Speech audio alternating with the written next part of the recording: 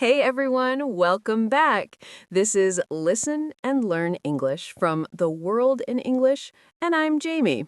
And I'm Marcus.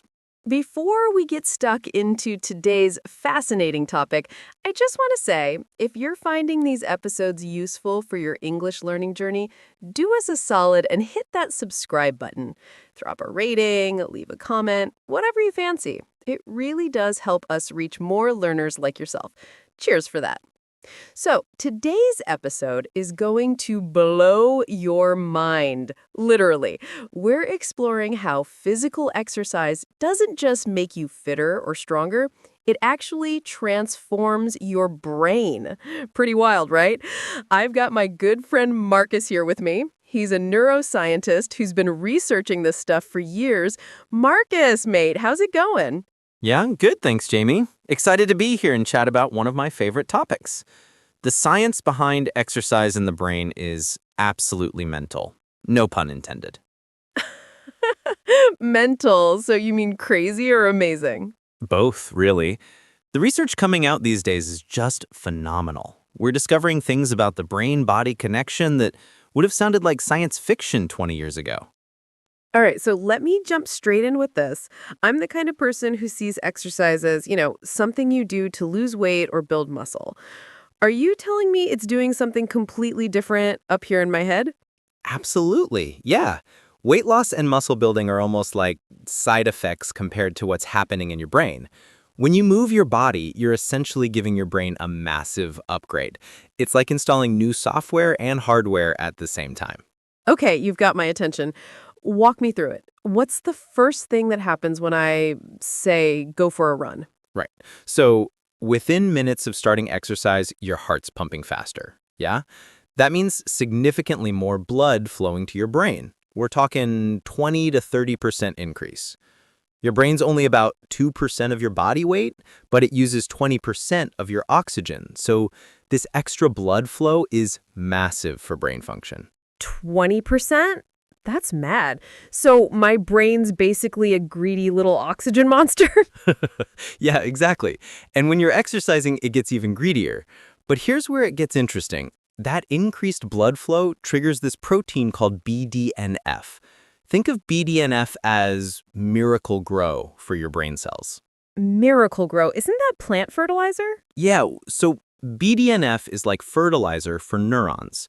It helps existing brain cells survive and encourages new ones to grow. This was revolutionary when we discovered it because for decades, scientists believed you were born with all the brain cells you'd ever have. Wait, so I can actually grow new brain cells at my age? Absolutely. It's called neurogenesis, and it happens particularly in an area called the hippocampus. That's your memory center. A study from 2011 showed that older adults who walked regularly for a year actually increased their hippocampus size by 2%. That's insane when you consider the hippocampus typically shrinks with age. Shrinks with age? That sounds ominous. Yeah, about 1 to 2% per year after you hit 50. But exercise literally reverses that. You're not just slowing decline, you're actively growing brain tissue. That's incredible. So what does a bigger hippocampus actually mean for me day to day? Better memory, for starters. You'll find it easier to remember names, where you put your keys, what you did last Tuesday. But it's also about forming new memories. Learning becomes easier. That's why students who exercise tend to get better grades. Really? How much better are we talking? Studies vary, but some show up to 20% improvement in memory and cognitive function after just one bout of exercise. One workout. Imagine the cumulative effects over months or years. One workout? That seems almost too good to be true. I know, right? But the research is solid. A study at the University of British Columbia found that women who did regular aerobic exercise scored higher on tests of memory and cognitive function than those who did just stretching and toning. Aerobic exercise. We're talking running, swimming, that kind of thing? Yeah, anything that gets your heart rate up for a sustained period. Dancing, cycling, even brisk walking counts. Okay, so that's memory sorted. What else is going on up there? Focus and concentration get a massive boost. Exercise increases dopamine levels in your brain. That's the neurotransmitter involved in attention and motivation. Some researchers compare 20 minutes of exercise to taking ADHD medication in terms of the effect on focus. Seriously, that's powerful. Incredibly powerful. And unlike medication, there's no side effects. Well, except maybe sore muscles. You also get increased levels of norepinephrine, which helps with attention and response time. This is why some schools have started incorporating movement breaks during lessons. Kids come back sharper, more focused. That makes so much sense. I remember being forced to sit still for hours as a kid, absolute torture. Yeah, we're designed to move. Sitting still for extended periods is unnatural for humans, especially children. Their brains and bodies are screaming for movement. You mentioned dopamine. That's the feel-good chemical, yeah? Does exercise help with mood and mental health? Massively. Exercise is one of the most effective treatments for depression and anxiety. I'm talking on par with medication and therapy in some cases. You get an immediate mood boost from endorphin release. That's your natural painkillers and mood elevators. But there's also long-term changes to brain chemistry. On par with, so it's equally effective. Yes, in mild to moderate cases, yes. Obviously, severe depression needs professional treatment, but exercise should be part of the treatment plan. The research is overwhelming. Regular exercise reduces symptoms of depression by about 40 to 50%. 40 to 50%? That's huge. It's massive. And for people already showing early signs of cognitive decline, exercise can slow progression.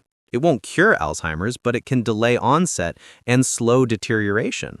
How does it actually prevent dementia, though? What's the mechanism? Multiple mechanisms. Exercise reduces inflammation in the brain. Inflammation is a major contributor to dementia. It improves blood flow, keeping brain cells healthy. It reduces the buildup of amyloid plaques. Those are protein deposits that characterize Alzheimer's. And it promotes the growth of new neurons and connections, giving you more cognitive reserve. Cognitive reserve. What's that? Think of it as your brain's backup system. The more neurons and connections you have, the more damage your brain can sustain before you show symptoms. Two people might have the same amount of Alzheimer's pathology in their brains, but the one with more cognitive reserve will function better because their brain can compensate. So you're building a buffer against decline. Exactly. Brilliant way to put it. This is all fascinating, Marcus. Before we finish, give me the practical takeaway. What should people actually do? Start today. Start small. Even 5 minutes of walking is better than nothing. Aim to build up to 30 minutes of moderate activity most days of the week. Find something you enjoy because consistency beats intensity. And remember, every single workout is benefiting your brain.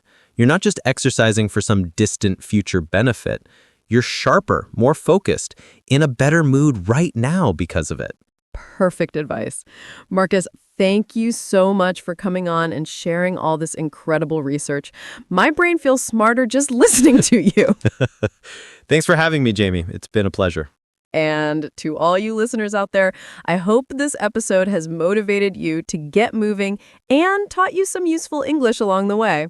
We've covered loads of vocabulary today, everything from on par with to cognitive reserve. All the transcripts are available on our website if you want to review them. Right, I'm off to do some brain-boosting exercise. This has been Listen and Learn English from The World in English. Take care, and we'll catch you in the next episode.